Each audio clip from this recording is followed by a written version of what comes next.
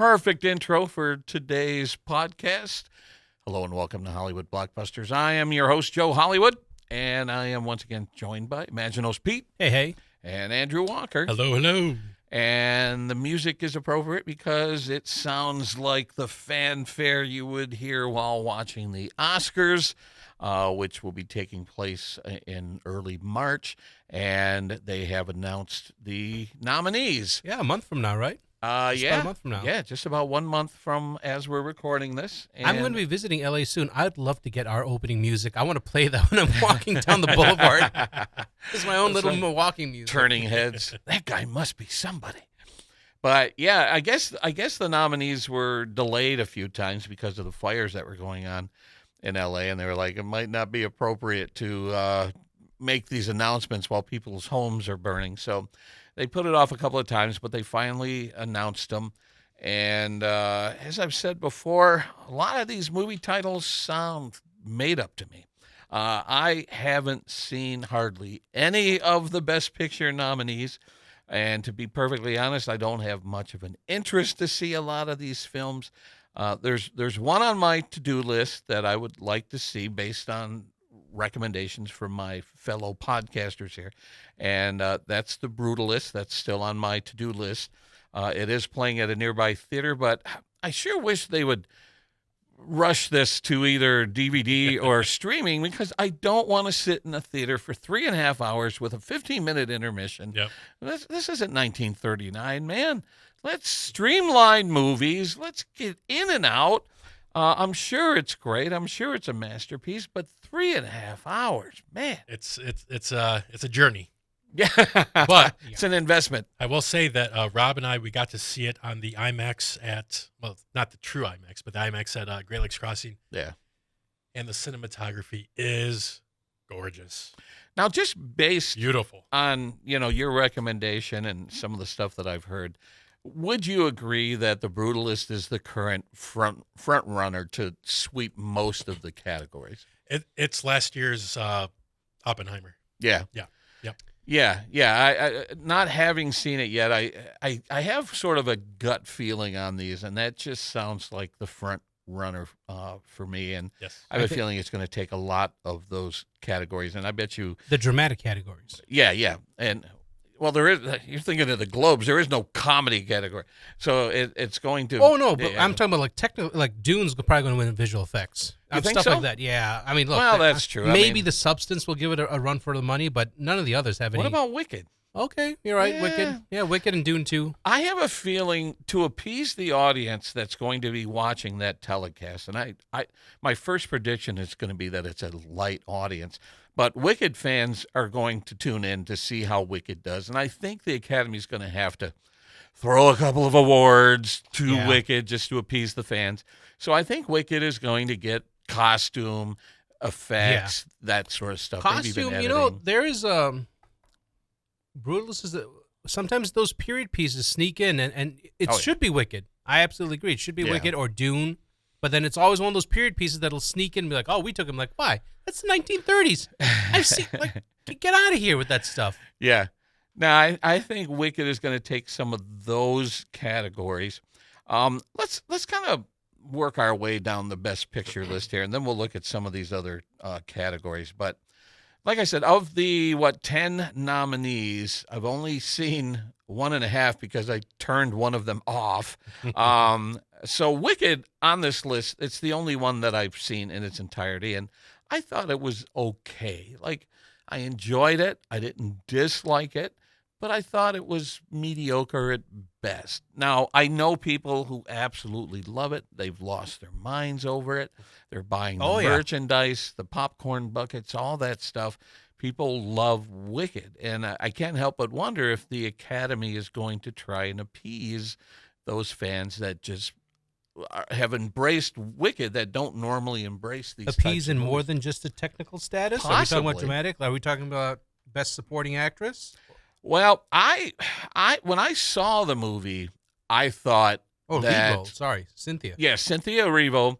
I thought she was a lock for Best Actress, I should say.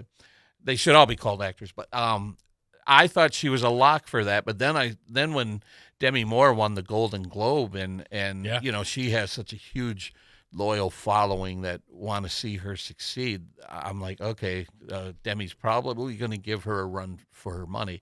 So I think it's going to be between those two actresses. But, you know, a lot of times the Academy will hand out an award when they just feel like somebody is due, like Jack Palance winning for City Slickers.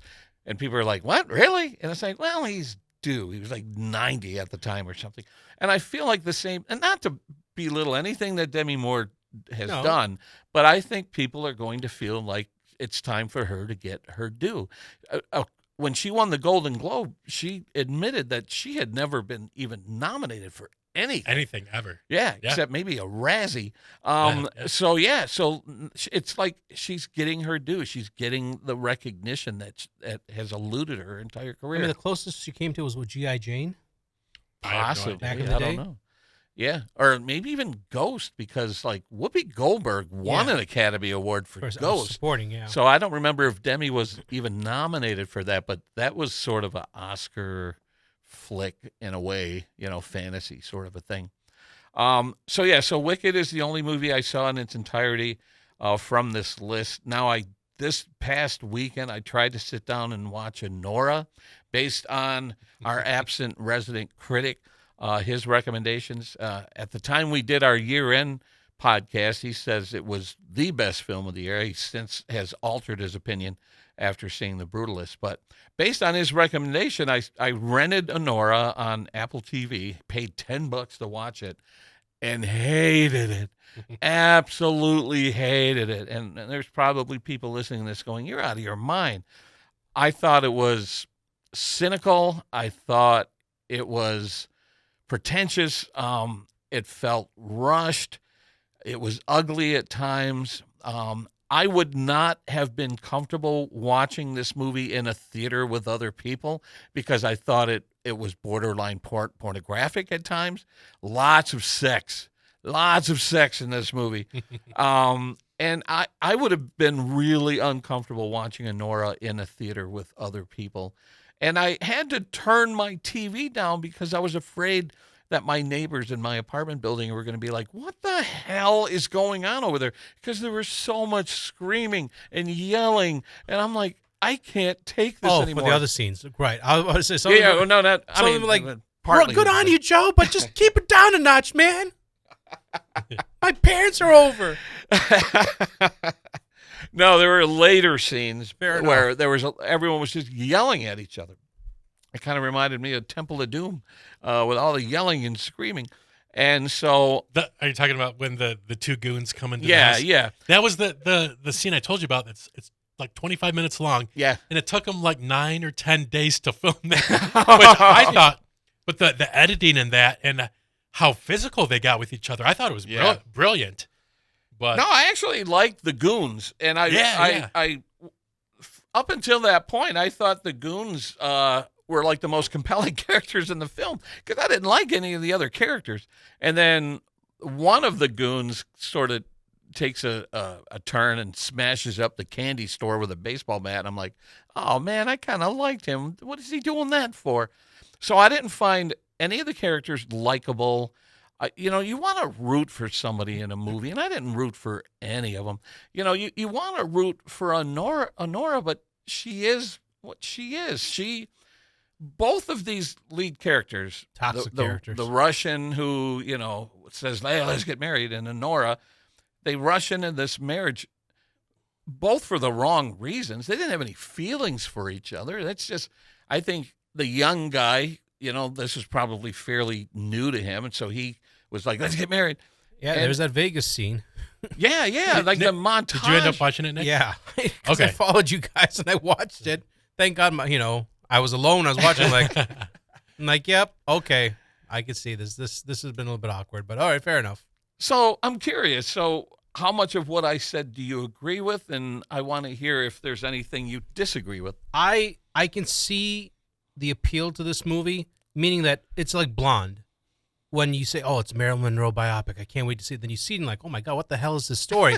But I can't blame Anna de Armas. She deserved that nomination. So that's why I see Madison on here for a lead actress, absolutely deserving of it. I see Borisov on here. I'm like, yeah, you are so crazy in that movie. Like, you deserve a nomination. Like, I good. Especially the last third of the movie. Yeah, the performances were great. The story, though, I always want story. I'm like, man, this is a messed up story. So nobody really wins in this thing. Yeah, kind of in the long term. Like, okay, all right. So that's why I had that blonde sense to it, where I wasn't really a big fan of the story, but Madison is. She's going to be here for another 35 years. Yeah. She's going to be the next. She's going to explode. Her pay. I mean, there should be pay equity in Hollywood, but her paycheck is just add a bunch of zeros. Yeah. And she obviously has no inhibitions, point. no reservations. I mean, she went She'll all out in this film. Yep. But like the Russian guy, the young guy, like I wanted to root for him. He seemed kind of likable at the beginning of the film, and I'm like, okay, maybe this is the character I can root for. And then, I hope I'm not ruining this for anyone, but there's the moment when the goons show up and they're like, your parents are on the way. And he's like, well, I'm getting the heck out of here. Yeah. And she's like, well, let me go put some pants on. And he goes, bye, and leaves her with the goons. And I'm like, you son of a bitch. Like, I got angry that he just abandoned her, not knowing what her fate would be. But that's also a sign of I was dramatically invested. Like, because I was like, I wanted, because I was getting angry at certain parts watching. I'm going, oh, maybe that's also part of the movie. But then, there's story elements where I was like, okay, why is this happening? But fair enough. But we can put that aside. There's no such thing as a perfect movie here. But I agree with Robert. I absolutely understand why it's nominated. I understand why the actors are nominated, and they're going. I can't say so much about Borisov yet. Not yet, but Madison for sure. Yeah, we're going to be hearing her name. Some people compare it to Pretty Woman, like darker, grittier Pretty Woman. Yes. But what's kind of funny is in Pretty Woman, when they do a montage set to pop music, she's shopping on Rodeo Drive, buying dresses and hats and stuff. In Honora, they're doing coke, and they're like banging, and it's like, oh no, this is not Pretty Woman. Yeah. I was like, what am I watching? Although Pretty Woman originally was supposed to have a darker ending. Yeah. But I'm glad they went the other way with it. Yeah. So this is one of those things where maybe it's, I don't know, is it like a theme this year? Like we're getting the brutalist, Honora, the complete unknown, which at least before, anything happened to Dylan. The conclave talking about, what's going on with the Vatican, their politics. I was just the substance where I'm like, oh, she's melting. Did you watch it, Nick? No, it's on there. I need to talk to somebody else about it besides Rob. He's the only person I know that's seen it. Get this, Andrew. We're working through these lists, my man. We're trying our best. I'm just asking. Let's since you brought up the substance, I went on just prior to this podcast. I went on to Rotten Tomatoes and I was looking. I just wanted to hear. I wanted to read what the description of the film was, and then I saw some of the individual reviews, not necessarily by critics, just like people who've seen the movie and commented. And one of the reviews was, I almost vomited in the theater. Yes. I had to close my eyes for about 5 minutes straight. Yes. Go see this movie. Yes. And I'm like, what the hell is this world coming to? Give her my phone number. How is that a recommendation to go I think I know the this scene movie? they're talking about because I was looking for clips for the stuff that I hadn't seen on there, and someone has a clip of it, and it's graphic. I'm kind of flashing back to the director who did La La Land, Babylon. Like it was the first 10 minutes were so graphic and so sickening. I had to turn it off. I would never turn and say to someone, boy, that movie was so sickening. Go see that movie. Like, what are you doing? That happened to me once. I wouldn't recommend this. I'm just saying this. I'm putting it out there so people just say. I say that. Oh, Nick said it, so I'm going to go see it, or I'm going to go check it out. There was a few years ago. There's a movie called Irresistible. Monica Bellucci was in it. I love Monica Bellucci. Oh yeah. It's a French film. She gets raped in that movie by a random stranger. It's a 10-minute rape scene. No way. Of her just being pounded in the ground. Oh, no. And I'm like, at some point, I'm like, okay. When you're just watching, I'm like, when does this end? Yeah. What are we doing? Like, how long is this last? And so there was a part of me, when we talk about the substance, that scene, it's not as graphic as that. But when you go, how long is this scene? What are we doing? Yeah. I get it. Kind of like The Accused. You remember The Accused with Jodie Foster? When she gets like pinball, gang raped on a pinball machine for an extended period of time, and I would never recommend that. Oh, you got to go see this film. No, yeah, that's. But she got an Oscar nomination for it, Yeah, and so that's kind of. I wonder what these things. It's like with remember Halle Berry. She should have gotten nominated in some other roles, and then the role where she gets banged by Billy Bob Thornton. That's the one they're like, yep, give it to her. Yeah, you got to go through some abuse to get any recognition. And, this goes full circle to your comment. Why are these movies so dark? Why is Hollywood so dark? Are they reflecting society? Has society just become so dark that's, I don't know. If you're asking that question, I would think, we're going to get philosophical here. Like, for me, and we've talked about this, society today and the world today is so dark with everything going on in the world that movies to me are an escape. And I want to immerse myself in a film that's fantasy or romance or just I want to see two people fall in love in 5 minutes, screw reality. Movies are movies. They're an alternate reality. And that's what I go to the movies to see. I don't understand anyone who lives in this dark, dreary world who wants to go in a theater and see a dark, dreary movie. You guys are going to have to explain this to me. What is the appeal of these movies that you guys seem to love that I'm like, I can't do that to myself? Wait a minute. Let's not do the Andrew definitely has. And I'll Robert, throw him under the bus. I'll definitely throw Andrew on the bus on this one. No. There's some movies with dramatic appeal. I like Schindler's List. It's a dark movie. Well, and I'm glad you brought that up because there are stories that need to be told, and without movies like Schindler's List, there's a generation who don't even know about Sophie's Choice. Their movies are like, oh man, yeah, okay. Now they're not necessarily movies I'm going to pop in on a regular basis and watch over and over and over. I would have to be a glutton for punishment for that. Now I do acknowledge that Schindler's List is a masterpiece.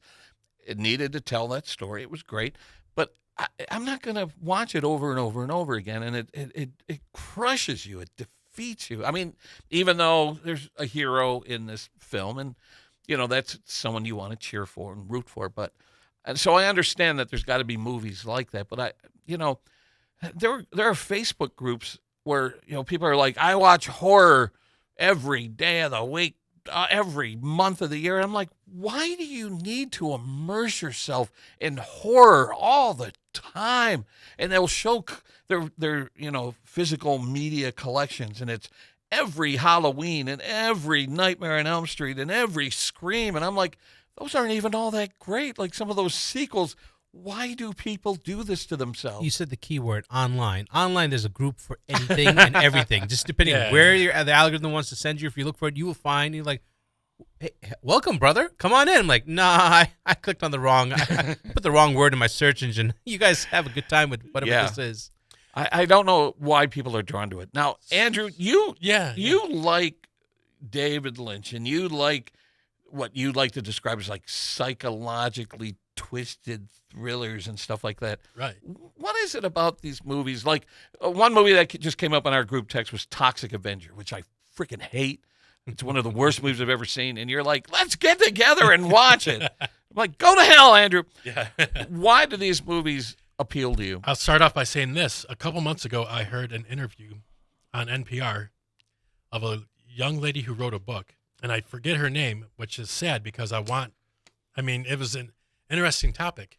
And the whole interview revolved around why she liked watching crazy, absurd movies like, body horror movies, which the substance is a body horror movie. But even me, I have lines with that type of horror. Yeah. Like some like a David Cronenberg stuff is kind of. I was thinking about Cronenberg, yeah. But anyway, and she said, I have such bad anxiety. I have such bad nightmares that actually watching a horror movie makes it. She said it's a kind of like a form of immersion therapy. Yeah, exactly. Like if she can see something that she knows is not real, it's fictional, she can use that as I'm trying to think like to rewire her brain, sort of. Yeah. And she said once she started consciously thinking about this and watching like 1 or 2 movies like this a week, she started feeling better. So there's a therapeutic benefit to it. I think Interesting. I think I might be as messed up as the chick who was being interviewed, but I'm the same way. And also, and this doesn't have to necessarily do with horror movies, but Joe, I think I might be, I don't want to say opposite as you in this area, but different, let's just say. I like movies that will challenge me. Yeah. I like movies that throw a curveball in there halfway through and make you go, wait, what? Yeah, yeah. That's why I like David Lynch movies, and the Substance was right up my alley because there's a juxtaposition between the body horror stuff, but also of how beautiful Demi Moore is, how gorgeous Margaret Qualley is, and how the movie, I guess you could call it, it really captures the male gaze. Yeah. The camera captures, you know what I'm saying. But yeah, it's also a satire on Hollywood. Yeah, and that's why I really like it, because Dennis Quaid definitely shows that. Yeah, Dennis Quaid's character, it drives home 1,000 miles an hour the satire of, Demi Moore's character is 50 or something, and she's aging out. Yeah. She gets kicked off of her show because she has a couple wrinkles, and Dennis Quaid is he's like the head of this show, and he basically tells her while they're having dinner, and he's eating 4 pounds of shrimp, which I think he really ate in real life, and it's disgusting. Oh, no. It's all over his face. I don't know how many takes Quaid did, but hopefully there was only 1 or 2. But so it has a message like, why do we throw women away? Hollywood or consumer culture throw women away when they get wrinkles. That's true. Yeah. How many movies have you seen where a guy in his 40s, 50s, 60s gets romantically linked in a film to someone in their 20s? And nobody bats an eye about it. Yeah. Entrapment, Sean Connery with Catherine Zeta-Jones, the heist movie, which I was like, even Sean Connery's character says, this is wrong. Yeah. Right. I could be your grandfather. I was like, yeah. Okay. There's a movie called Funny Face where an aging Fred Astaire got paired up with a young Audrey Hepburn. Yeah, I've seen that. There's good. several examples. Was it Rene Russo who said that once she hit 40, they start casting her for like grandmother roles? And I was like, what? Yeah. Sure. But yeah. Well, someone brought up the fact that Tom Hanks and Sally Field were romantically linked in a movie called Punchline. And years later, she's playing his mother in Forrest Gump. Yep. That's Hollywood for you. Yep.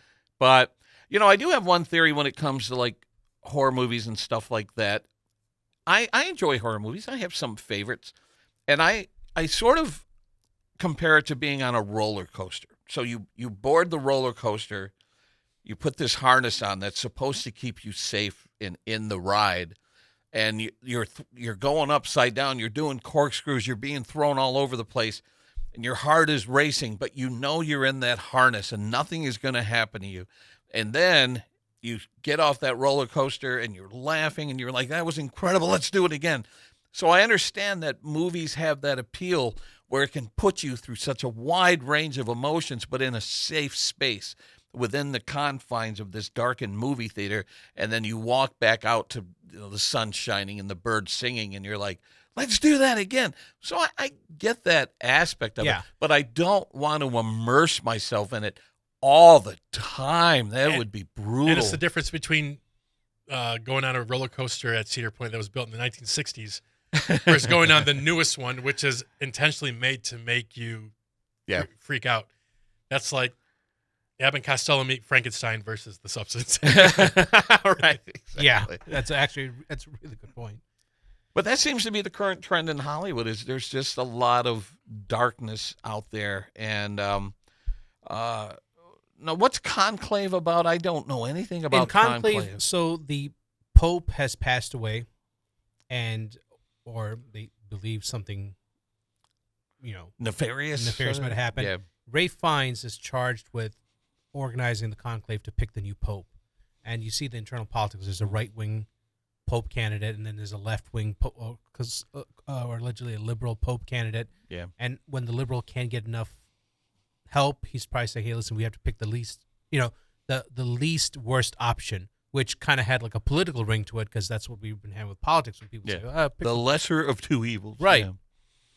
And then it just kind of goes with how that involves. There's a little bit of a twist ending in there, but so I won't give it away. But I saw it, and it could be a bit dry. But unless you enjoy political intrigue, if you enjoyed All the President's Men, you might enjoy Conclave. Yeah. Dune Part 2. I was surprised. President Obama, president. I guess I could still call him president. Yeah. He always releases his year-end best list, books, music, movies. And I don't know why I was so surprised to see on his list Dune Part 2. Everyone I know that's seen it raves about it. Personally, I have zero interest in these Dune movies. I didn't like the one that came out in the 80s. Yeah, and because of that, I had no interest in seeing the reboot. Yeah. And I don't know. Pitch Dune Part 2 to me. Does it have a prayer? Why was it nominated? Usually this type of fair, science fiction doesn't have a prayer with the Academy. Right. But here's Dune Part 2 nominated. Well, is it just filling one of those 10 slots, or does it have a legitimate shot? It has. It's the weakest of the 10, only because I say it's because it's Denis Villeneuve, and he did Blade Runner, and he has a track record, and he deserves a nomination for taking a genre that doesn't get any recognition. And there was a decent story to it. The ending kind of turned a little bit Michael Bay-ish, but which you'd never want to do. But is it a cliffhanger, or is there going to be a Dune 3? Oh yeah. They want there to be a Dune 3. There doesn't need to be a Dune 3. Okay. Really? Yeah, I mean there will be one. Yeah. But as far as what needs to happen, it gets in that Dune Prophecy series kind of explores because there's a lot of depth into that. If you start just what happens after Dune 2, there's like a lot of war. Just to summarize it, and a lot of political infighting and all that kind of stuff. So it'll be tough to compress that into like a movie. That all that happens unless you're going to take little micro chunks. Then how far are you going to keep doing this? Well, we took this much story.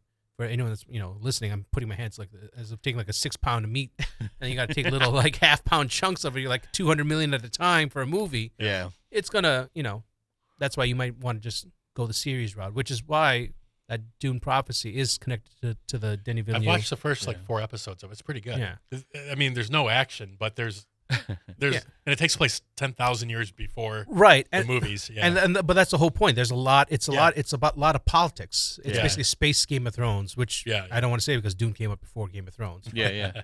Did it make money at the box office? Part 2? I'm pretty sure it made a decent. I don't think it made as much as number 1. I can't remember if it made as much. But it was going to. Most people say it exceeds the first one. It is. Surprised me that it would not be as successful. Number 1 was a lot of setup. I have no problem with it being on the list for a nomination. It's not going to win. Yeah. I mean, this is basically like the 8th seed being sacrificed to a 1 seed in the NBA, or like a sports analogy. It might be an upset, but it had a budget of 190, but made 714. So all right. It was profitable. Yeah. And then the first one. See, I don't think the first one made as much because it came out in 2021 with COVID. So there you go. So it might have made see if I can bring it up. But yeah, and I didn't see it in the theater, the first one. Okay, so the first one had 165 mil budget, made 407. So all right, there you go. So a little Joe, narrow margin. I'll just give you a quick pitch. I've never seen the David Lynch one from the 80s, but from everything I've heard, don't even like keep that or get that out of your mind. The first one. Yeah. This one, the first one has a bunch of stars. There's a lot going on because they have to lay a bunch of ground on, like the groundwork, to build out, the world or the whatever, the universe. Watch the second one, and it will make you like the first one better. Huh. And the second one, there's a lot more action. There's a lot more going on. This sci-fi guy likes it. That's all I can say, and I highly recommend it. The other thing, and this is just me personally, and I almost feel bad for saying this, I am burnt out on Timothée Chalamet. I'm tired of him being in everything. It's like sitting in my car, turning on the radio, and hearing the same song every time I turn on the radio. Like, damn it! And I think the marketing department might have screwed him on that one. What are because he's in two. He had 2 of his movies that are not nominated for Best Picture. Yep. Complete Unknown and Dune Part 2. So that's again I think that might come back to bite him. Yeah. I will say, in both those movies, he was great. No, but no denying that. It's the thing with a lot of great singers, bands, whatever. It's the overexposure. Yeah, like The Rock. The Rock gets cast in everything, like enough already. But this guy's a good actor. Yeah. It's same thing last year with Barbie and Oppenheimer. Is that The Rock peeking in the window right now? You're in trouble. The overexposure last year of Barbie and Oppenheimer. Yeah. But they were both really good movies. Yeah. Although, interesting enough, the overexposure on Barbie seemed to cost Margot Robbie, but it didn't cost our good friend Gosling? Cillian Murphy. Oh, over in the other movie. Yeah. Cillian made up. 2 different movies, though. Barbie was more of a pop culture thing where Oppenheimer didn't make anywhere near what Barbie did, even though I think it broke 100 million or whatever. But I think it did a lot. But Barbie had the more mass appeal to it, even though there was that little exchange that they had. Was it the Oscars or the Golden Globes when Ryan Gosling and what's her name? Emily Blunt. When they had that exchange on the stage about riding Barbie's coattails. That was great. That was hilarious. Oppenheimer had a budget of 100 million. Joe, it made 976 million. Oppenheimer did? It was huge. I didn't know crazy. I didn't know what you were talking no about idea. There. Oh yeah. It made almost $1 billion. Yeah. But Barbie made what? Like I'll check right. Well over $1 billion. But wow, that really surprises me. That's I still can't explain that. Well, it has a very narrow appeal, and I thought it was just okay. But was in 2023 or 2024? Yeah, what was going on in 2024 that everyone was so desperate to go see Barbie and 2023? 2023. Okay, so was it 2 years ago already? So wow, gentlemen, come on, that's crazy. And just sometimes time flies even in bad times. So Barbie had a budget of 145 mil. It made 1.44 bill. Oh, okay. It made about almost 10 times. Which is huge. But why? Were we just not going to the movies enough? Were we Yes. finally needed a Yes. movie to go and see people something? were desperate. Absolutely. People are desperate for entertainment. For both of those movies, but for 2 very different audiences. Yeah. I just found it fascinating that people would go see both movies back to back on the same day. That was fascinating to me. It's just like, it's Christopher Nolan, so we got to go see his next thing. I'm like, it's about the nukes. What do you think happens? I think he made it. Got to go out on a limb and say for a biopic, I think they got the bomb. There's a comedian and Nate Bargatze. Are you familiar with Nate Bargatze? Yeah. I love this line that he had. He said, I'm not real good with history. And he goes, the best example of that is when I go see like a historic biopic, he goes, I'm on the edge of my seat. I'm like, where's this going? How is this going to end? And I thought that is hilarious. Like, imagine seeing Titanic and going, what do you mean the boat's sinking? Yeah. So, I don't know. Yeah. I love that line. I've had people in real life say that.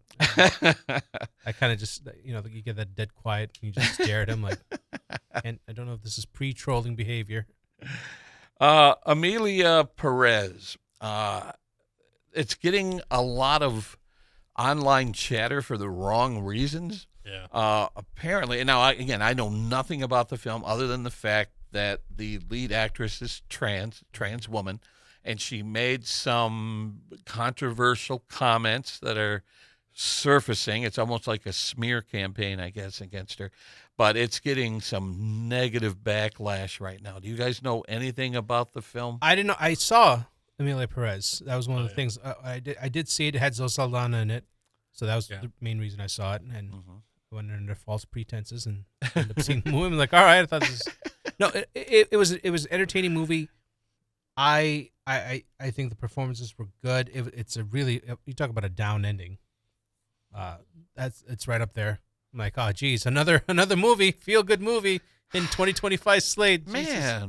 But I think the fact that it's nominated in the international... It's going to win international, probably. You think so? Is it a foreign film? Yeah. I didn't know that. Yeah, it's under France's. It was made in France. Yeah, so they get credit for it, which is weird, but okay. But yeah, so when something gets nominated, when I see it in the international film, they'll probably give the Oscar there and then leave it out. That's something the Academy does pretty regularly. Like take Life is Beautiful, for example. Life is Beautiful is one of the greatest films I've ever seen in my life, and it was nominated that year, probably should have won Best Picture, and I don't remember what won Best Picture, but the Academy gave it Best Foreign Film.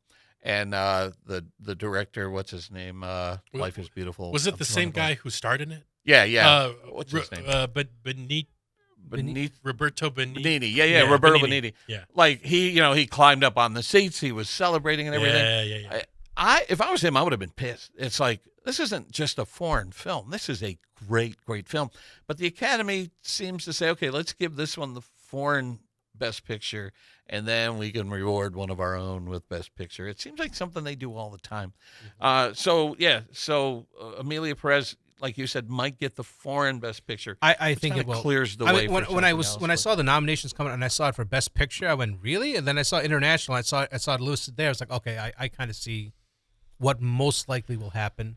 Like it's probably going to get the Best International Film. Now I'm curious if the politics of what's happening in the real world is going to affect it. Like you see that happen with the Academy too. Like an actor or a movie will get recognition, and then something happens in the news, and then all of a sudden people forget about that actor or that. If it's a crime, then they'll get forgotten. If it's not controversy, they might though, Sometimes right? it's just something like inappropriate behavior that isn't necessarily a crime. Like take James Franco. You know, he was kind of a front runner for Best Actor for that Room movie, but then he did something in private, and it wasn't necessarily a crime, but it came across as kind of predator behavior. And the Academy. Oh, okay. See, I didn't know. See, swept him under the rug. It looked like the Me Too. It looked like but it almost. I thought there were allegations of sexual misconduct. I don't know what happened. I don't know what the details were, but there are several actors out there who were accused of predatory behavior, using their position of power to kind of seduce women that weren't necessarily underage or anything, but they're like, you're using your power for evil. But my point is that the Academy, when negative news happens in the real world, they kind of distance themselves from it. All right. So they sweep actors under the rug.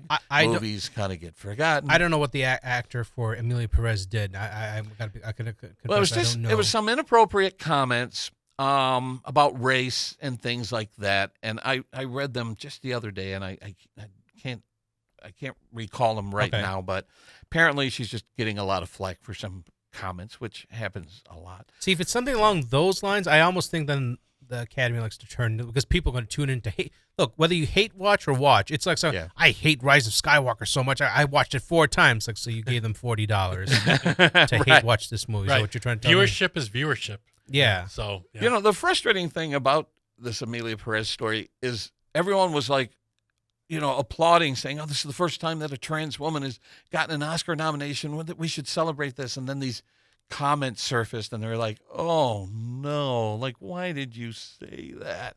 So it kind of ruined that whole It could also go the other way, because regarding the topic of trans, it happens in more than one of these Best Pictures nominees. So I'm also wondering if there's part of that kind of backlash. Anything to do with any of the alphabets that are, and any of the things that are put into any of these movies that you're gonna. What's the other one? You want me? I don't want to give a spoiler. Is it Wicked? No. Oh, I don't know. It's Conclave. Oh, okay. Well, that's all you need to say. That's not a spoiler for me, but probably won't watch it. But interesting. I mean, should I just say it now out in the open? Or should no. No, that sounds like that could be a pretty big spoiler. Yeah, but the topic comes up. Yeah. Oh, okay. The topic comes up, and so that's why when you're talking about, and it's not just a casual passing. Let's just put it that way. Yeah. Someone just happens to mention a character says it, and it's gone for like the rest of the movie. No, it factors into the movie. Same with Emilia Perez.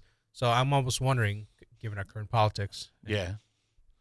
All right. Well, I just looked up because I kind of wanted to get some background on what you guys were talking about. Yeah. If someone's personal life, something going on, will affect if they win or not. Yeah. So I wanted to see when voting closes. Oh, yeah, that's a good point. That would have a lot to do with it. Yeah. Oh, sure. Final voting begins Tuesday, February 11th. Oh, dear. So they're still voting, yeah. Final voting ends Tuesday, February 18th. The Oscars are March 2nd. Yeah. So yeah, real world. Right. And I was curious because who knows what can happen the next week? And Week and a half, exactly. you know? And were those comments live? Like, did they make those comments just now? Were those No. comments from months No, ago? they were And surfaced. there it is. Years ago. Oh yeah. That's why she's saying it's a smear campaign. That This people is dug worse than these the up. Heisman Trophy And candidacy. Yeah, and they Oh took my them out God. of context and blah blah blah. So you blah, got blah. to go through the list and be like, all right, who would want to have her out? The producers from Wicked, producers from Menorah, Substance, I'm Still Here. It's like a Tanya Harding thing. Well, but this is almost interesting. I almost feel like we're on like crossfire here. But does getting a nomination?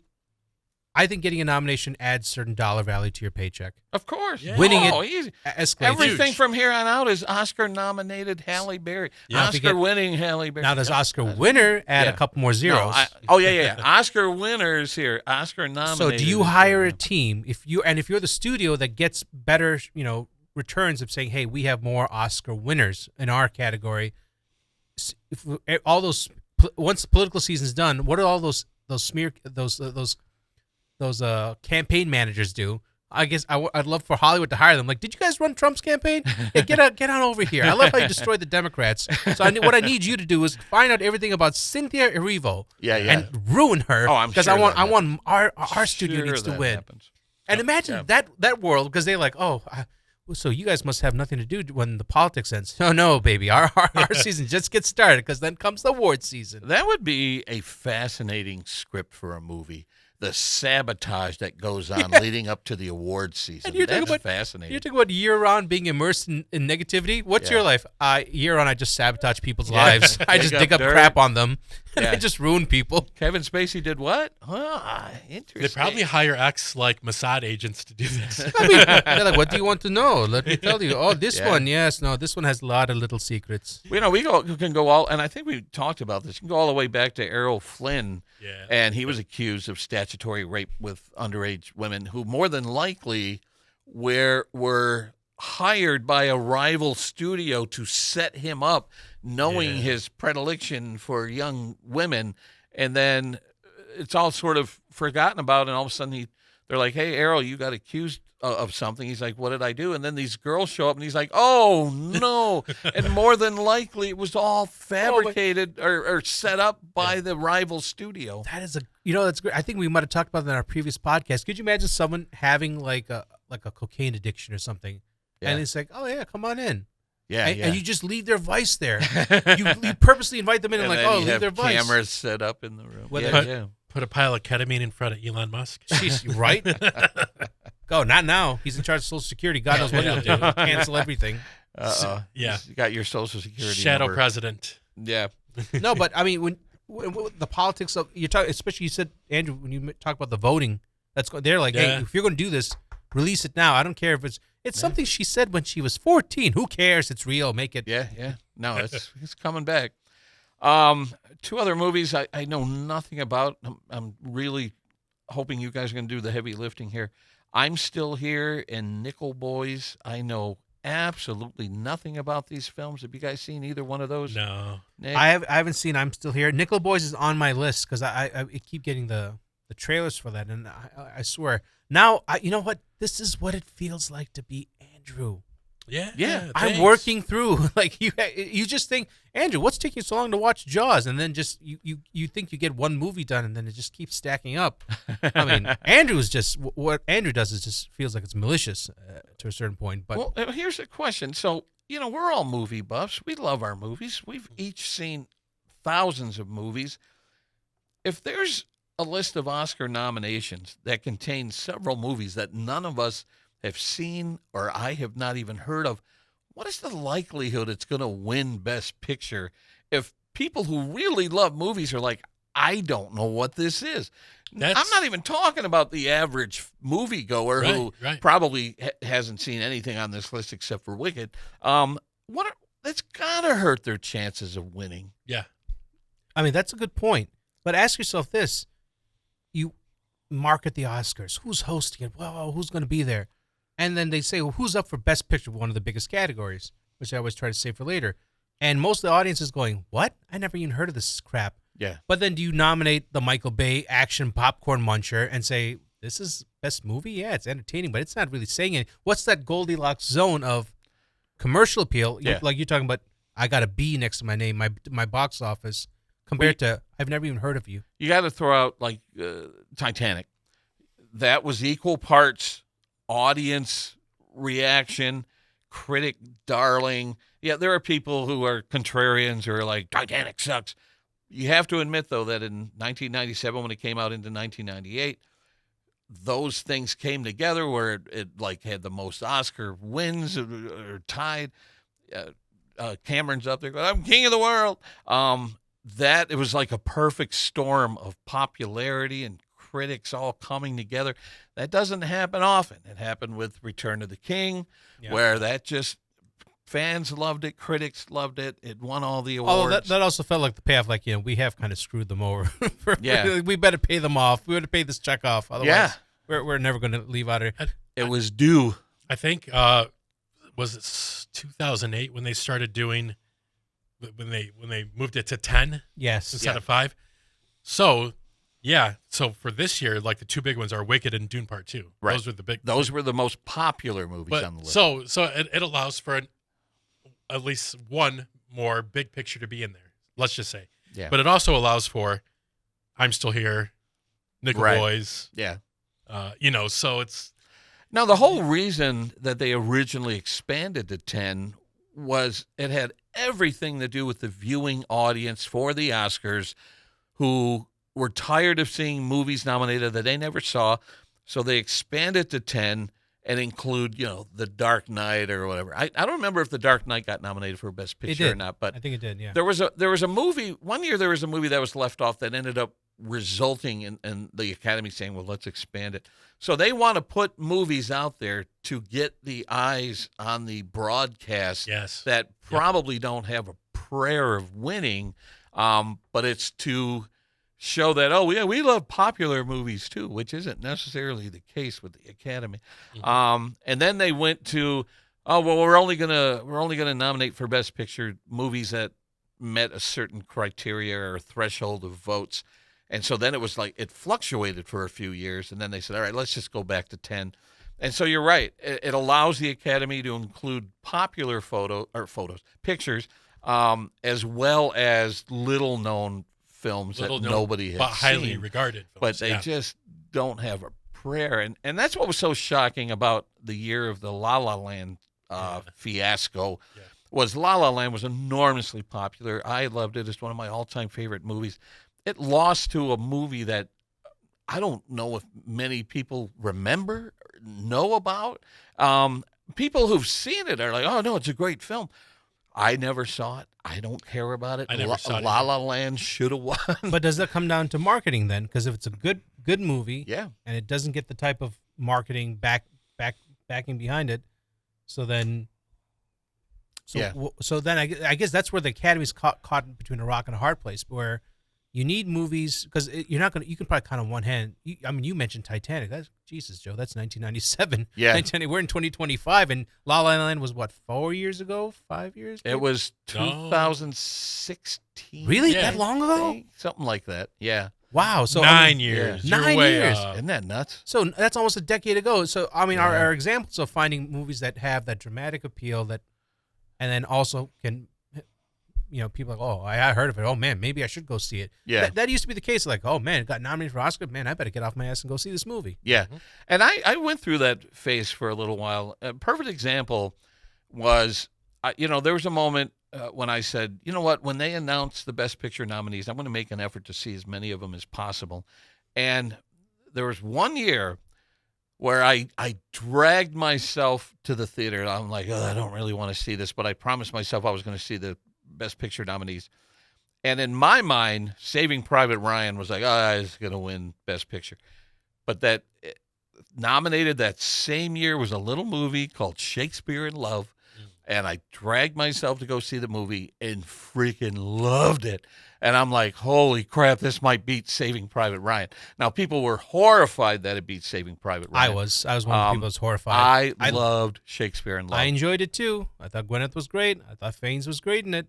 But damn it, you don't go against Spielberg when it's World War II and Tom Hanks, damn you. No, Saving Private Ryan should have won. And if you were able to go back in time and fix past Oscar mistakes, that would be one I think that needs to be rectified. Saving Private Ryan should not have lost that year. It's a crime almost that it did. I know. I think maybe this is one. Who knows, Joe? 2025. I just saw the trailer for Jurassic World Rebirth, and there's a part of me that went, I think I might go see this in the theater. And I said, wait a minute. I thought it's like going back to that bad relationship. I have seen this in the theater. Yeah, and I was like, wait. I was like, that relationship. You just put the phone down, Stacy. Don't call him. It's like, why are you doing this? It might be good. It's. But do I want that escape? Because that's what Jurassic Park was. I could go and see something that was fantastical. I was like, this is an adventure. It's like The Mummy, 1999. That's like a guilty pleasure with Brendan Fraser. We were just talking about that. We were just talking about that. I could watch them like, man, this is an adventure movie. It doesn't need to be nominated for Best Picture. I could just watch them like, that's an adventure movie. Popcorn movie, crowd pleasers. There's room for those too.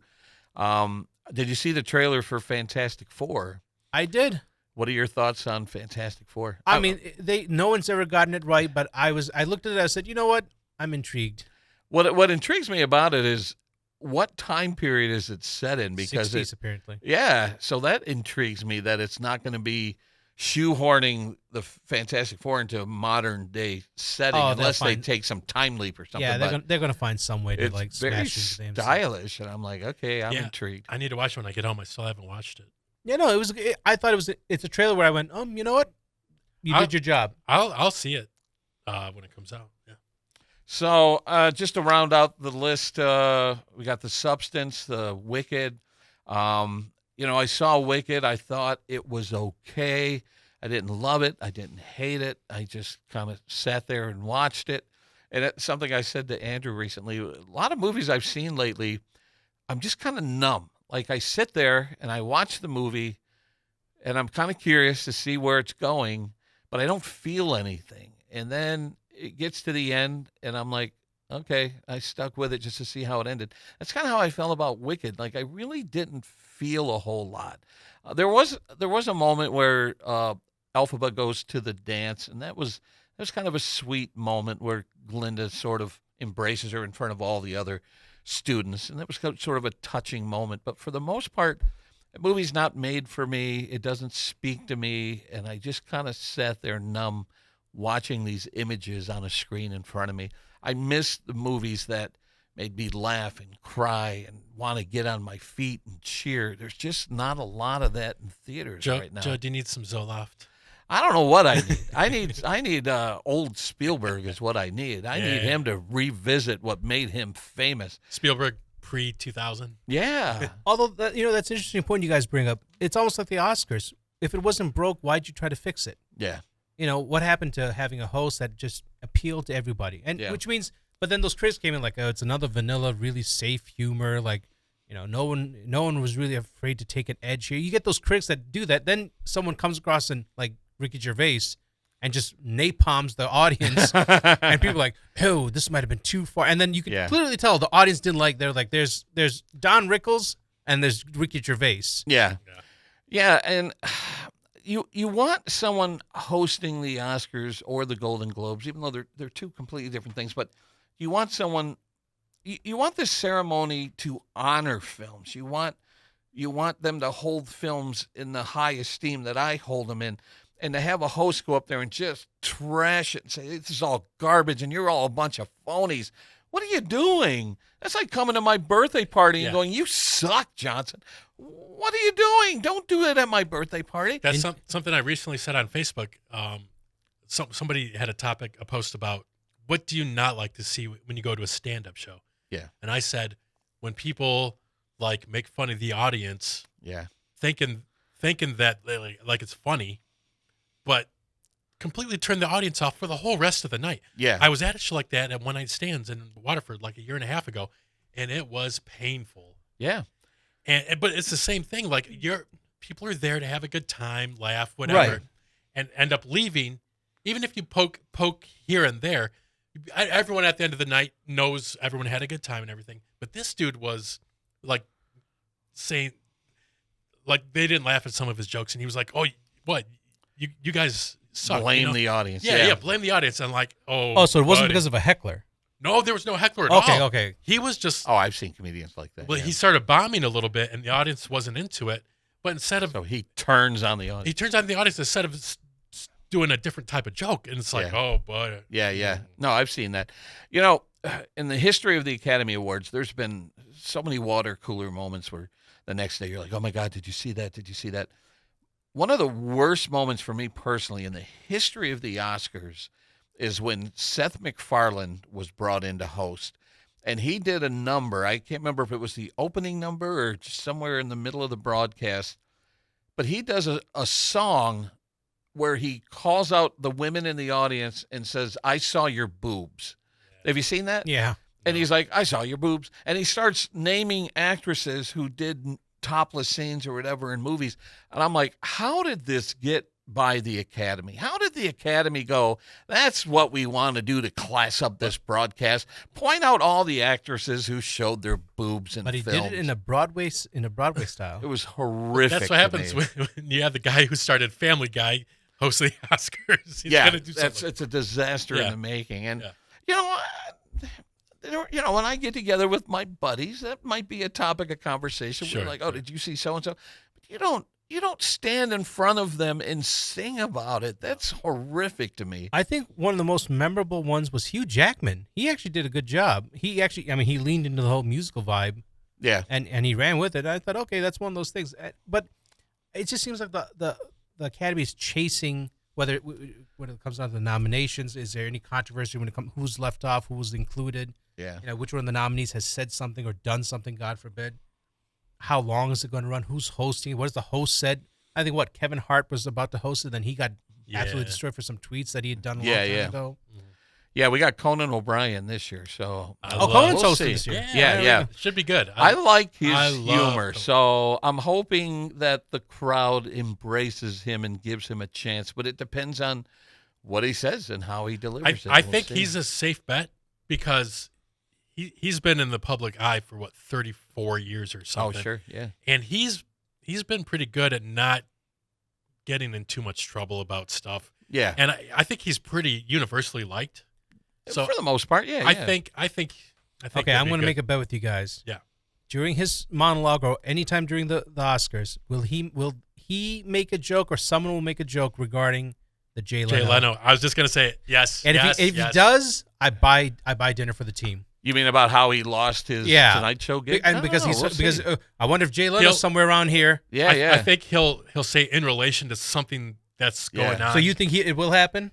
He might say it in relation to like the Emilia Perez chick or something that's currently. But it will be mentioned at some point. I would say yes. I'm going to go on record and say no. That's okay. That's swept. That's history. I don't know if he's going to. That was in 2008, so that was a while ago. If there's more than one reference, I'm buying this dinner.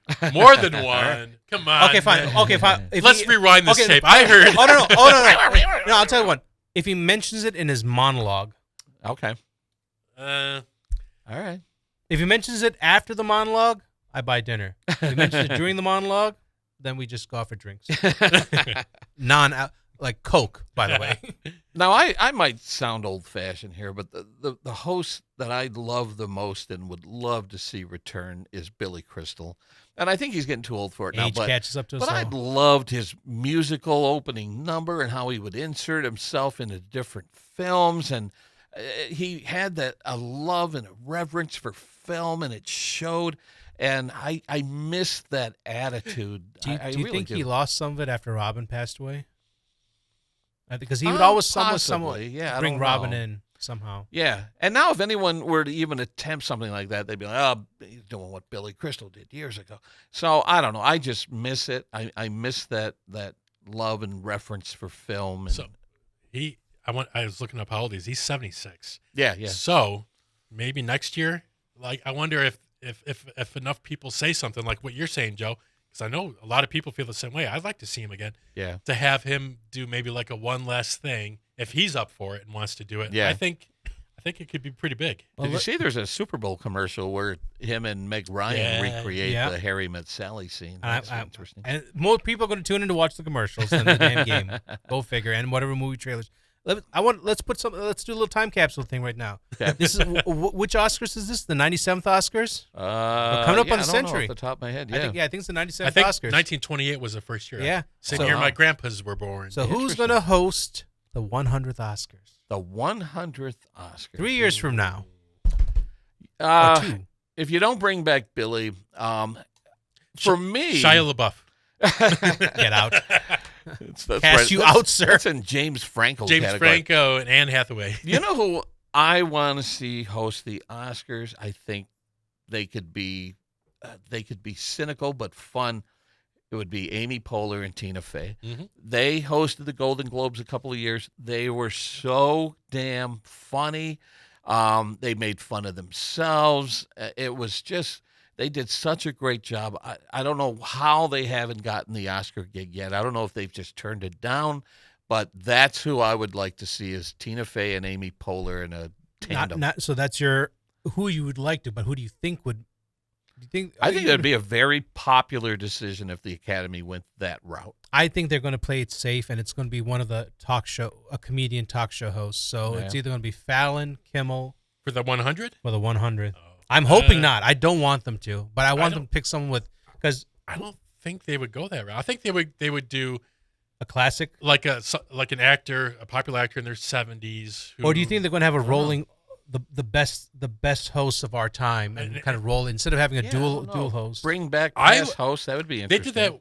What was it for the Oscars a couple years ago that they did like a couple hosts, or was it? I don't know. They had a time where they usually were having dual hosts at the same time, but then they had this thing where they were kind of like rotating. There was one where like they didn't have a set host, but they just kept. Oh, you're right. They had 10 different people do it. No, you're absolutely right. And my mom saw it, and she's like, I actually like this a lot better. You have a good variety of different people out there. You know what, though? If they did say, for the 100th broadcast, let's bring back past hosts, you're opening up a can of worms because I just talked about Seth MacFarlane. David Letterman was not a popular host. James Franco bombed disastrously. Yeah. So that was him and Anne Hathaway, right? Yeah, and Anne Hathaway was a trooper. She she tried to carry the load, and Franco was on his cell phone. So I don't think you invite some hosts back, but not others, because you're treading lightly there. So it becomes like an Oscar ballot. Do you expand it to 10, or who the 5 that you bring Rob Lowe back to do the Snow White number? Boy, I don't know. There's a lot of dark history there. So maybe something to think about. We don't have to do it in this one. We'll hold off on another episode, but I'd love to see what'll happen. We're 97. Yeah, and they have a history of bringing on late night talk show hosts because they've had Kimmel, they've had Letterman, and now they got Conan. Who else is out there? You bring on Colbert. He's not as popular as those guys are. You bring in Seth, Seth, right? Seth Meyers. Myers. Do you bring him on? I mean, he has that SNL background, but he's not as popular, I think. He's hosted some things, like some lesser award shows. I personally like him, but I don't know if they would have him do a whole. I'm surprised thing. John Oliver never got an ask for it. I know he's a Brit, but he's pretty cynical too. So I don't know. He might hold up a mirror, kind of like Ricky Gervais does, and people aren't going to like what they see.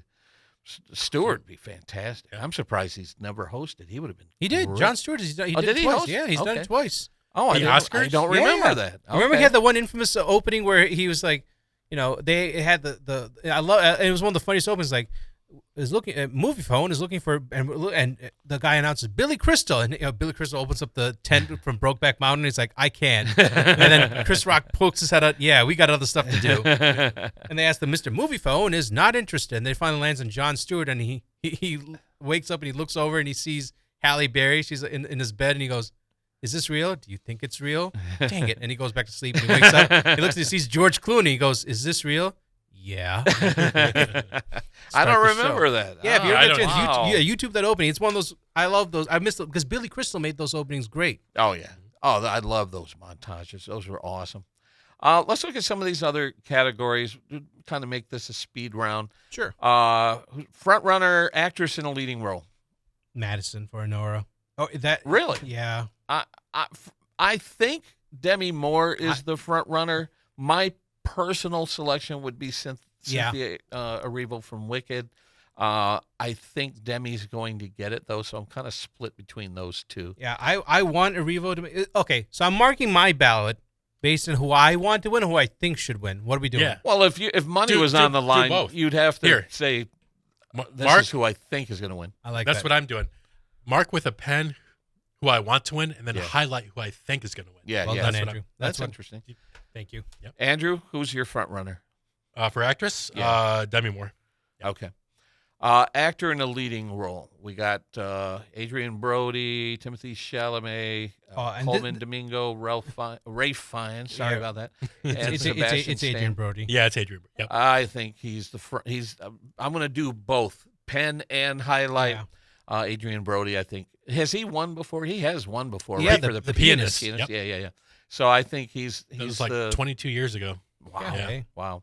Actress in a supporting role. That one, I don't know. I know Rob said he thinks Zoe Saldana is going to win. Yeah, for Amelia Perez, yeah. I'll mark that. She's the one from like Avatar and get Guardians of the Galaxy and everything. Wow, that'd be fascinating. Yeah, I want – God, I thought Felicity Jones did a great job in Brutalist. Just from a little bit. But, she was good, but she doesn't show up until the second half of the movie. Yeah. Okay. So I'm gonna go with Zoe Saldana. All right, I don't have an opinion on that one just yet. Actor in a supporting role. Kieran Culkin. He won the Golden Globes. Okay. And did you see Real the Pain? movie? Yeah. Joe, I recommend Real Pain. Jesse Eisenberg and Kieran Culkin. It is so good, Joe. All right. It's like cousins going on a road trip, and then I was like, oh, and it's not meant to be. They didn't mean it to be a comedy, but it's like a dramatic movie with a lot of good comedic elements. And Kieran Culkin. Imagine going back 30 years or whatever, watching Home Alone, and a time traveler pops up and you like Macaulay? Yeah. Do you know his brother's going to win an Academy Award? Get out! What? The younger and Macaulay Culkin got to hang out with Michael Jackson. Right. That would be interesting, man. Animated feature Wild film. Robot. I gave up on Wild Robot. I tried watching it. I thought it was beautifully animated, but I couldn't get into the childlike humor in it. My pick is going to be Inside Out 2. Not only was it the top grossing movie of 2024, I think it spoke to a lot of women and young women who deal with anxiety, and men too who deal with anxiety. I know, so of course we're all saying it, so of course it's going to be Memoir of a Snail. Of course. So my pick is Inside Out. What about you guys? I have no idea. I didn't see any of them, and I don't know. I'm not a big. I've seen both. I really like Wild Robot. Okay. I turned it off. Yeah. I like it. So I'm going with Wild Robot. When the raccoons got catapulted into the ocean, I'm like, I'm out. Let's see what the minions are up to. Cinematography. I think Brutalist will win, although Dune and Nosferatu are interesting. Are up there. You know, I have my take on Nosferatu, but technically wise, I mean, it set the mood. Yeah. For horror, if you were going to do that. Yep. I'm going to go with The Brutalist, not that I've seen it, but only because people who've seen it and loved it said you have to see this movie on the big screen. And when someone says that, that means the cinematography is out of this world. I'm not pulling your leg on this one, Joe. I'm going to go Brutalist, but I want Dune Part 2 to win. Yeah. Okay. Yeah, Dune, like everything else that director has done on a technical level, brilliant. Yeah. Brilliant. Costume design, I'm going with Wicked. Yeah, you guys? It should. Just even though I haven't seen it, I think. Oh probably God! Don't give it to Gladiator 2. No. Directing, Brutalist. Yep. Yeah, I think we're all in agreement there. Although I wouldn't mind seeing The Substance win Best Director, but it's not going to happen. No, it's not going to happen. I'm not going to really get into the documentaries. I know absolutely nothing about them. Film editing. I like Sugarcane, so I'm just going to go ahead. I've had Sugarcane before. I'm split between Anora and Brutalist for editing. They're both really, really good. All right. I don't have an opinion there. International. With editing, The movie's 3.5 hours long. Just saying. Yeah. Yeah, that'd be least editing. The Brutalist would get that one. Yeah. International feature film. I think we agreed that Amelia Amelia Perez probably will win that. Makeup and hairstyling. I'm going to go with Wicked on that. Should. Wicked or Nosferatu or The Substance, because what they do with the prosthetics is pretty nuts. But anyway. Yeah, Nosferatu didn't. No, not for makeup and hairstyle. Orloff didn't really do that much. Music original score. Again, I haven't seen a lot of these, so I really. Now, how could Wicked be considered an original score when it's based on previous material? Did those two guys, John Powell and Steven Schwartz, do the original score? For the play.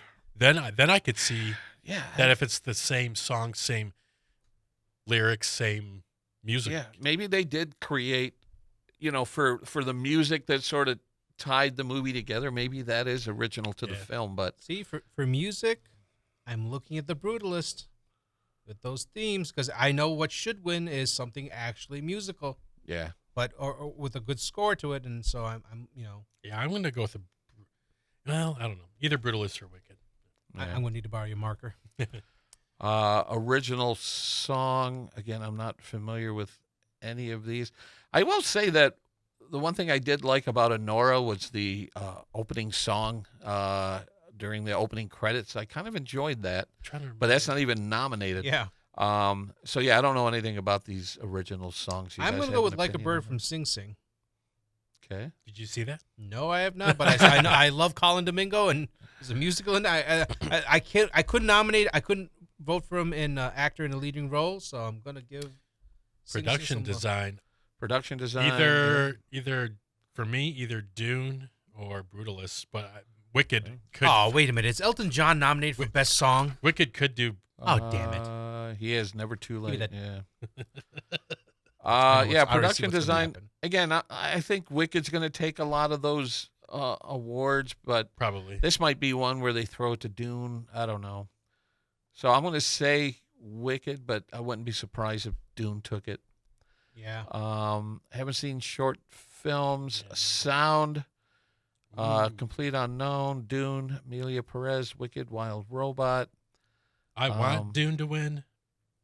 Yeah. Wicked probably will win, but I don't know. Visual effects. This is yes. where you see movies that aren't necessarily critical darlings, but if they have good visual effects, they show up here. I will say this for sound. Last Skywalker was nominated for sound. Oh, yeah. Sure. I think it won too. So yeah. Alien Romulus, I saw that in the theater, and I really enjoyed the visual effects, but it wasn't that great of a movie. I have Dune 2 for visual. Yeah. Yeah. All right, let's go with that. Dune Part 2 for visual effects. Even though, Wicked, when you think about that big train that comes rolling up in Emerald City and everything. It's going to be one of those two. Ooh, yeah. Man. I've seen that train before in several Harry Potter movies, sir. Don't get me started on that. As I was watching Wicked, I'm like, this is Harry Potter, the musical. I remember you saying that. He's not going to tell me different. I remember you saying that, Joe, yeah. It really is.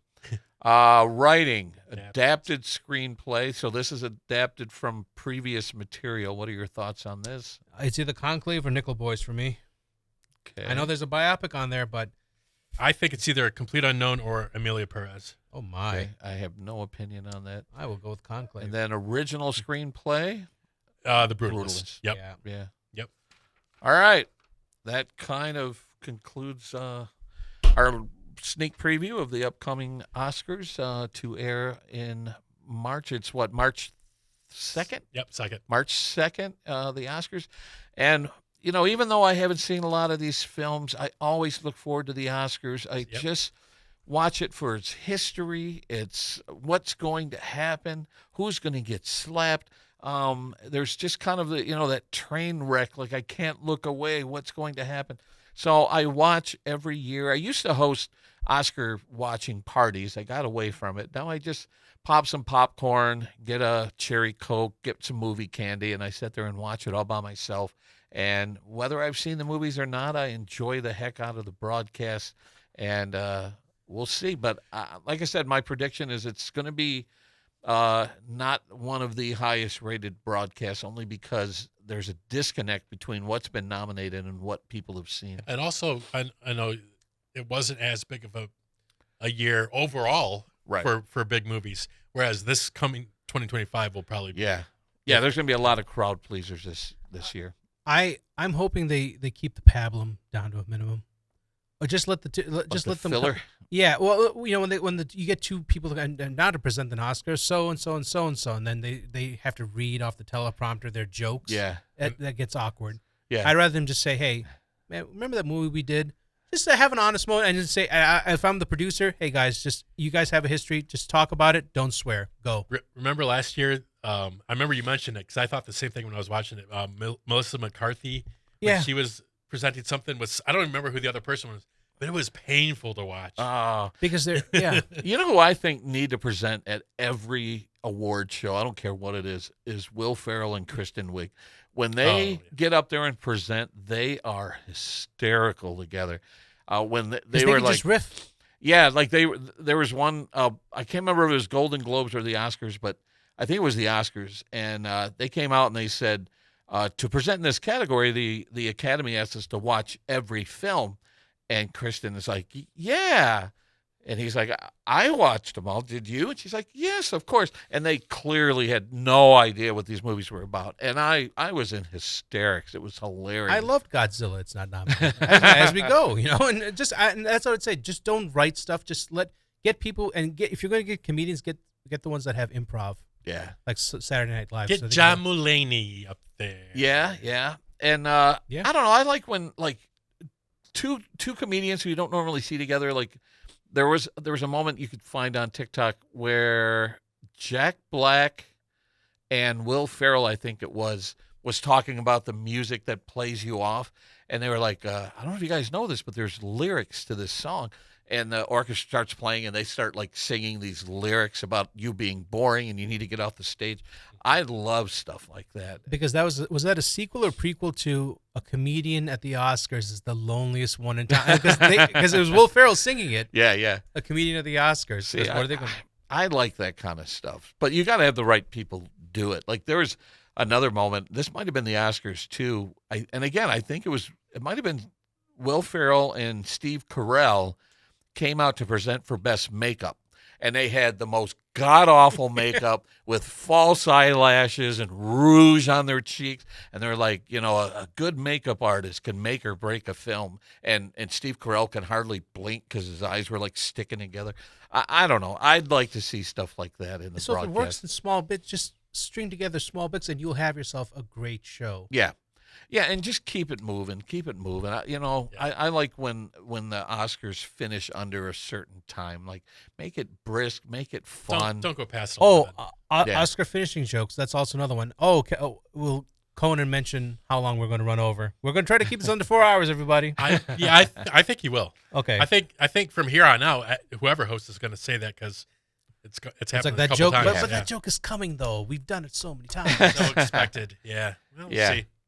And I'm gonna make you buy a Sinner somehow between now and. Oh, I already know I'm probably gonna buy it because I know I'm gonna lose that Conan Brett. That's coming.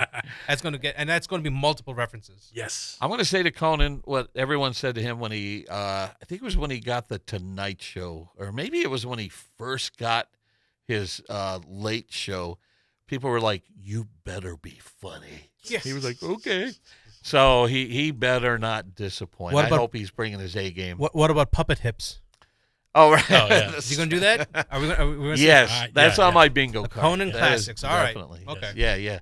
And I wonder if Triumph is going to make an appearance. Oh no. Oh, not on stage. On the red carpet or something. that dump delay. That would be fun. The red carpet, yes. Awesome. All right. Any final thoughts on the Oscars before we bring in our closing theme? No, I'm pretty much talked out about the Oscars. I want them to get. It's like the Super Bowl. I wanted to get here now. Yeah. The one that I'm really hoping for now that we talk about is Demi Moore for Substance. Yeah. Because of what she's due. True. And what she had to do in that movie. Like, yeah. She deserves it. What candy will you be eating as you watch the Oscars? What's your favorite movie candy? Popcorn and Reese's peanut butter cups. Oh, ooh, okay. The Nerds candy that have like the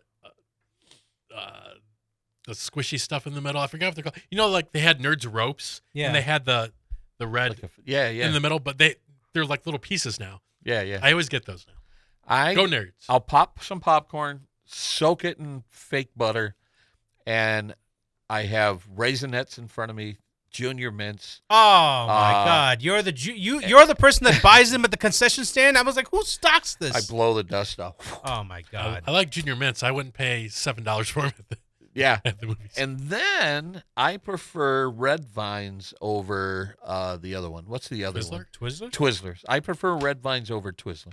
Twizzlers taste so fake and artificial to me. So. I mean, I'm drinking a Michigan favorite, Faygo. Zero sugar.